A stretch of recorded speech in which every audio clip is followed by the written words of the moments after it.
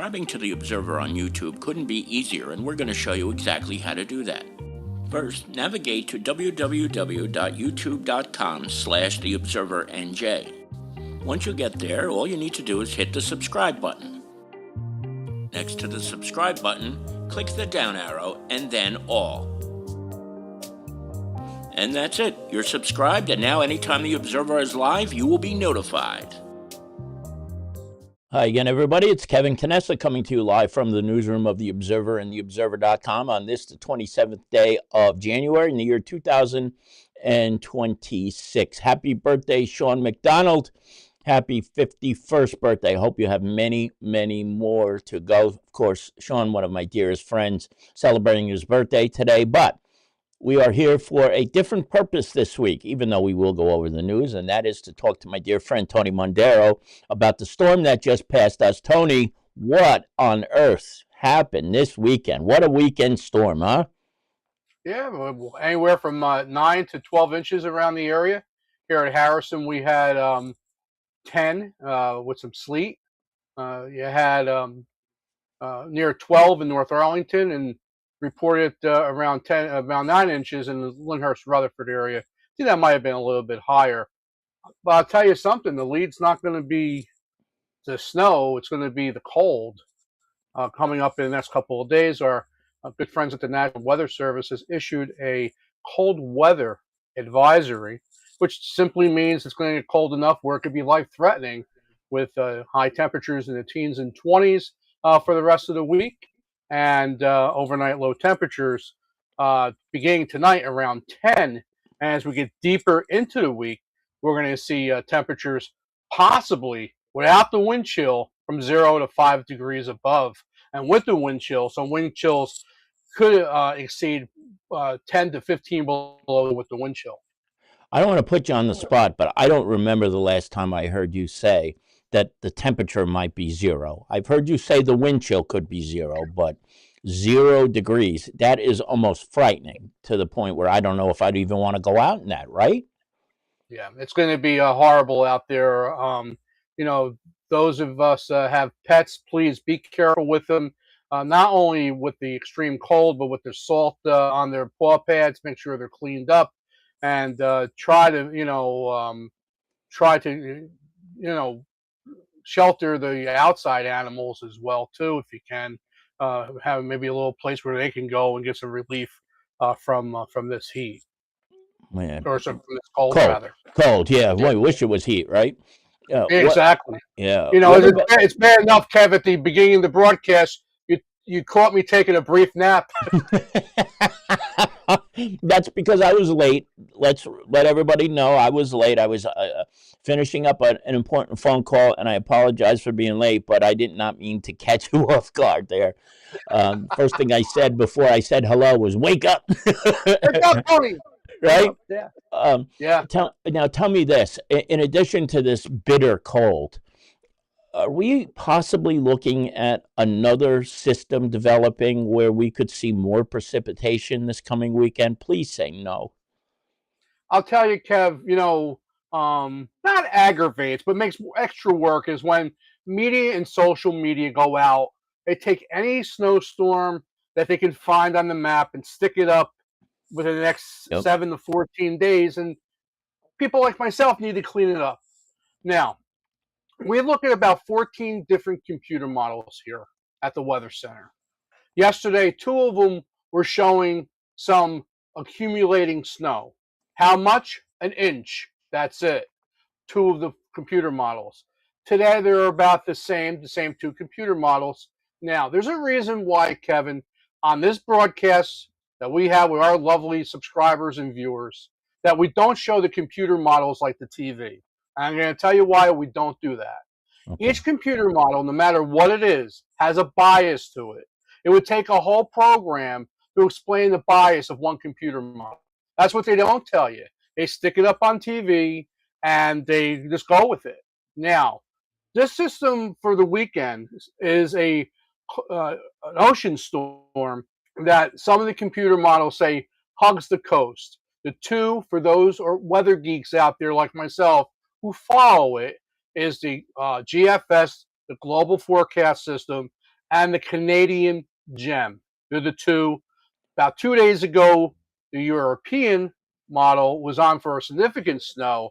That's when the media went nuts, just posting that. Now, if you notice, some are starting to backpedal now because that storm seems to be offshore. Now, remember, we're doing this broadcast on a Tuesday, Right. so we have many days that could adjust. It could either be further out to sea or closer inshore. But right now, I wouldn't say you have to go and sell out the ShopRite again and the grocery stores. Just pay attention to the local weather report, no matter who you genuflect to with that weather, be Tony from Harrison Weather, or the people on social media, or the National Weather Service. Stick to one source, because if you have several, or as my friend Joe Chaffee would say, forecast shop, you're going to drive yourself nuts. Yeah, let me just put it bluntly: if you're watching channel 2, 4, 5, or 11 for your weather, be prepared to be stunned and shocked. I mean, they were talking about like 24 inches in Northwest Jersey. It didn't come close to 24 inches at all. And I'm frankly getting tired of seeing it on TV to the point where I just turned it off last week because it was driving me insane. Because one minute you hear, we might get 6 inches from these TV people, then you might get 2 feet from another person. I don't understand why they do that, Tony. Is it just the shock value? What the hell is it? They want viewership. So if they say big snowstorm coming up this weekend, details at 11, a lot of people are going to stay up till 11 and watch their favorite weather forecaster. And to be honest with you, since we're talking about the media, there's really only a couple of them out there worth their salt on there now, which is Jeff Smith over on Channel 7 and Nick Gregory on Channel 5. They're the only two. And they do the weather themselves. A lot of these other people have producers that produce the weather for them. I did that for a few years in County News Watch 8 down Tom's River with I produced for a great gentleman, a guy by the name of Bill Mullen. We had a good Yeah. time. I think we saw a picture of Bill at one point in one of our previous broadcasts. But Absolutely. you correct me if I'm wrong too. But a lot of these guys aren't even meteorologists, right? They don't have what's it AWS that you see when it's a real meteorologist or some kind of symbol or wording to determine whether it's an actual meteorologist. Talk about that a little bit, would you? Yeah, it's the AMS. We're members of that as an associate member. And truth be told, I am not a certified degreed meteorologist. Even the people I consult with know that when we sign up. I am a weather forecaster. I am trained. Have training through the National Weather Service and also through FEMA. I've taken a lot of classes. Probably with my expertise, and it's crazy, is hurricane forecasting and planning. That's where I have my expertise. And when I was associated with Hudson County Emergency Management, that was one of my leads there is to monitor the weather for them, and help write the hurricane plans with Jim Woods when he was the coordinator of emergency management. And you know how the winds change, and I got outsourced to somebody that's not even from Hudson County. We went over that the other day, and to me Yeah. that puzzles me. You have somebody, you know, uh, with the equipment we have back here, and we're bleeding money. You would think that the county would spend their money here at the weather center, helping to support us, like our local towns. While we're on that, just remind everybody, in case they weren't here with us on Saturday, how they can support the Harrison Weather Center. Yeah, thank you, Kevin. I appreciate that. Just go to our GoFundMe page. There's a GoFundMe page. Just do a Google search; it'll come right up. Even if you can spare $1, something that would help us. And thanks to you, Kevin, and the viewers and subscribers. We've had some people, donate to us, and we really appreciate that. It's about keeping the lights on here and getting the forecast right. Remember, Yeah. what we said on Saturday was almost pinpoint spot on, and that's what we try. When if I ever come here waving my hands, counting my fingers, and screaming, um, a storm is coming. I never really hype a storm. And even like with this thing on Sunday, I was saying people today on my Facebook page, don't bet the house on this thing on Sunday or Monday coming in here, but you may be looking for another place to live early next week. If you're just joining us, Tony Mondaro, he of the Harrison Weather Center, is with us today. The cold that you talked about, I am not a scientist myself, and I was never much into science, but when you're talking about temperatures of 0 to 5 degrees above 0 Fahrenheit, what's the best advice you would give to people on going outside, how long you should stay outside, and preparations you should make before going outside?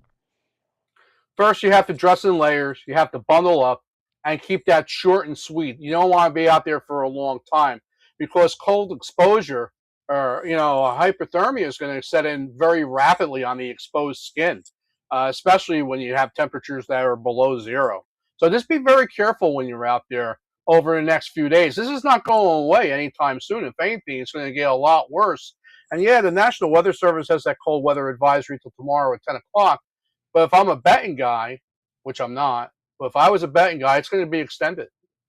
Wow. Wow. Tony, tell us what else, anything else coming up in the next couple of days that we need to be aware of other than the extreme cold? I just think everybody who wants to pay attention for this weekend, if a storm is coming or not, check back either here at the Harrison Weather Center on our Facebook page, or your favorite weather report, and just make sure that we're safe. I believe we will be. Especially the next couple of days, we'll be able to refine it a little bit more. We'll get more into like the short term computer models and everything like that. But everybody, be weather aware. Be weather aware. Be careful of the cold weather outside. Layer up, bundle up, and everything will be fine.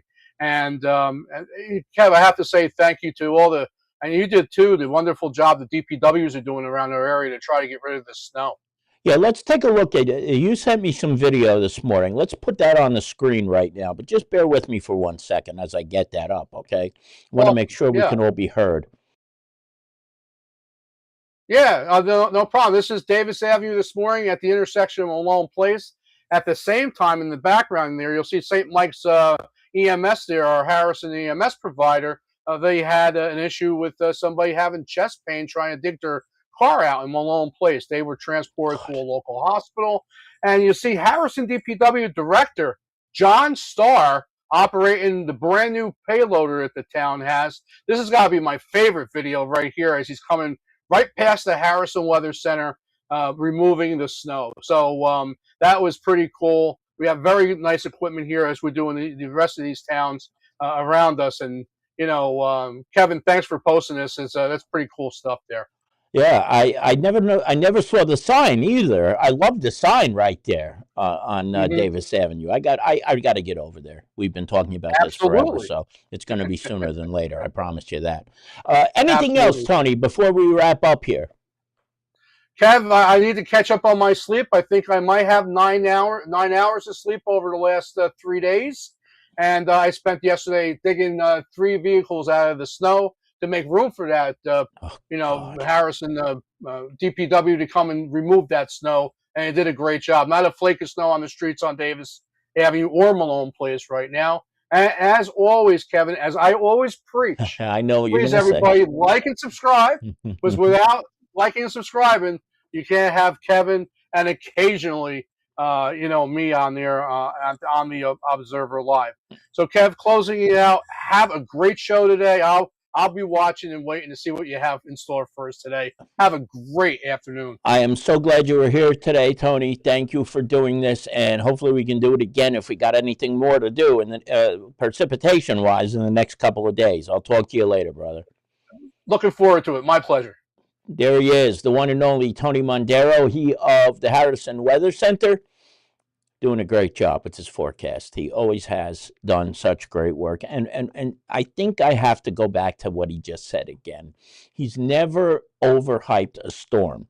And that is kind of unfortunate that I don't understand why some of these TV people are constantly looking to make it seem like it's the end of the world as we know it. And Tony just doesn't do that. He just doesn't. And that's why he is the best at what he does in this realm. So, just a couple of things from this week's edition of the newspaper.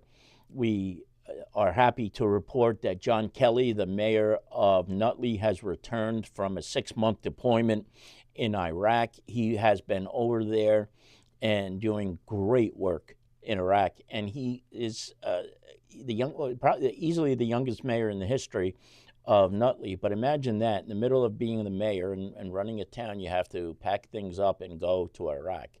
But fortunately, he is back, he is home, he is safe, and he's back in the mayor's chair in the township of Nutley. And we are just very, very grateful that he had a very, very safe deployment and made it home safely.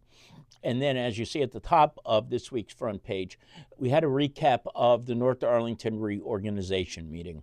When you talk about getting things done, the borough of North Arlington is exemplary. They truly are, between Dan Pronti, the mayor, and all members of the council. 7 members of the council, including the mayor, who you can see right here on the screen.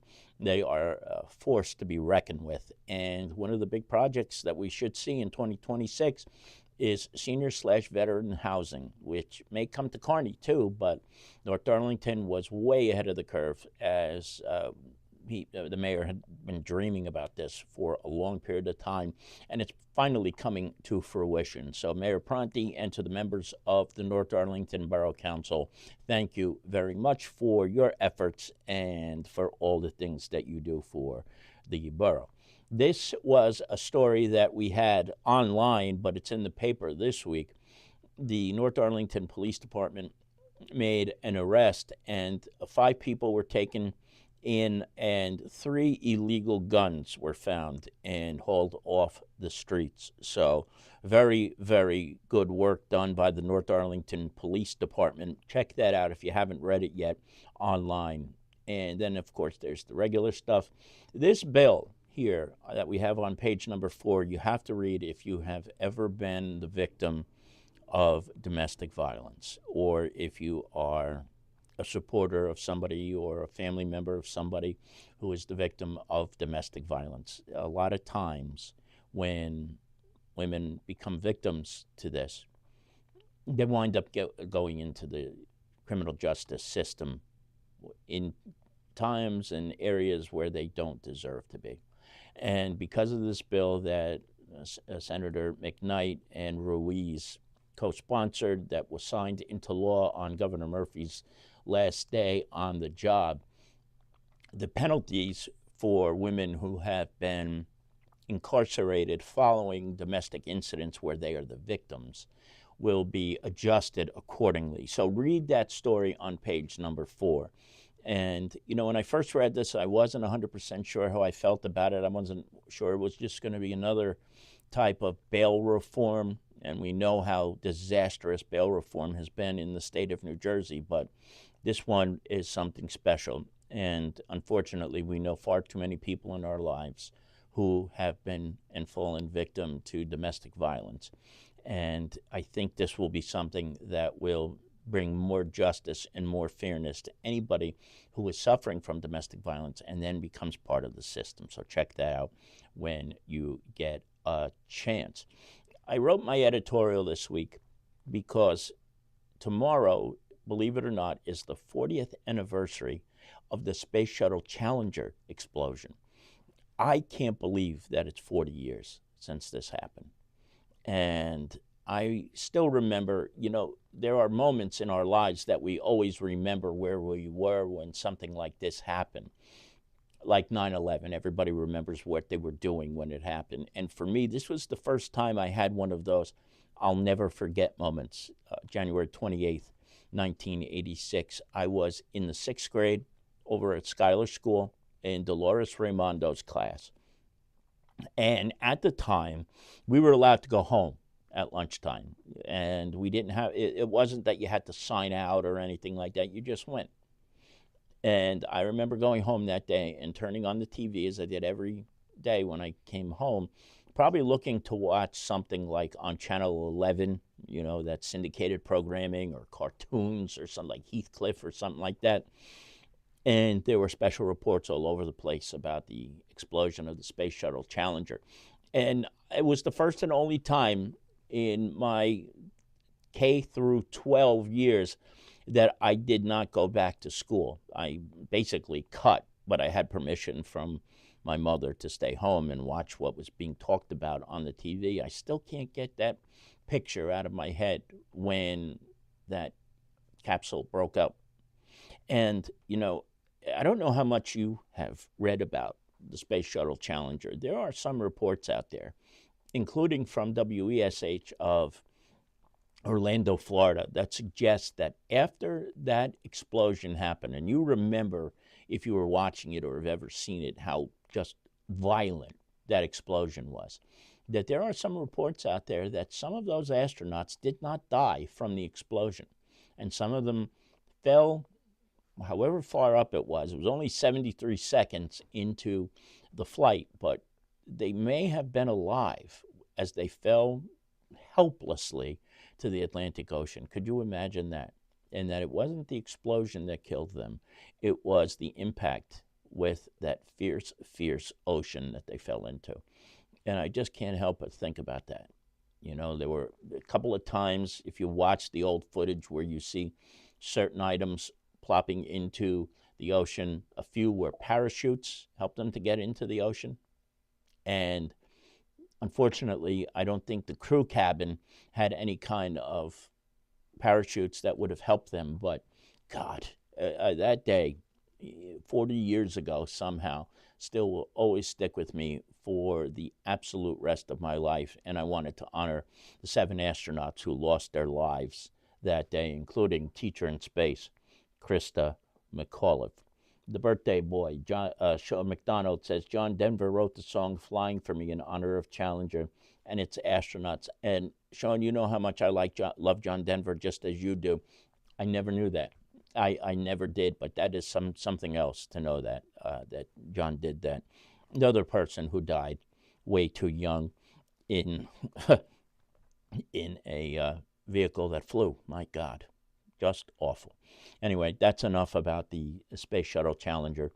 Jason Bernstein has 3 sports stories, as he does each and every week. And don't forget, once you get to the back of the book, 2 pages of classifieds. If you're looking for a place to rent and have $100,000 to spare, you can certainly find an apartment somewhere.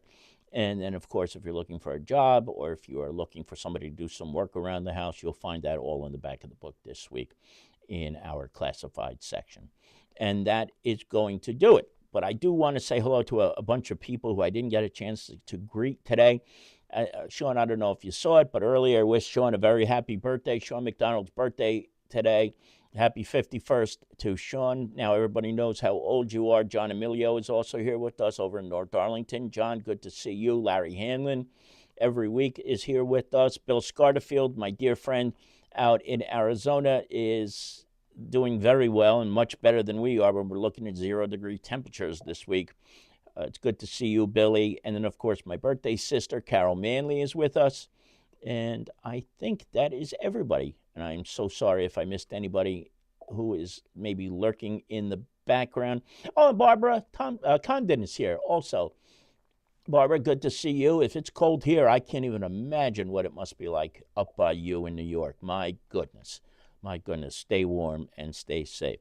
Now, if there is anything weather-related in the rest of the week and Tony is able, we will join you live to bring you updates.